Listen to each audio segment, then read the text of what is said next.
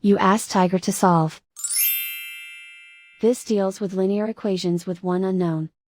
The final result is x equals 20. Let's solve it step by step. Group all constants on the right side of the equation. Subtract 7 from both sides. Simplify the arithmetic.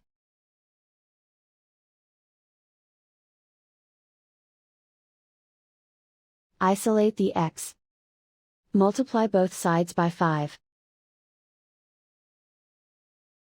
Group like terms. Multiply the coefficients. Simplify the fraction. Simplify the arithmetic. And so the final result is x equals 20.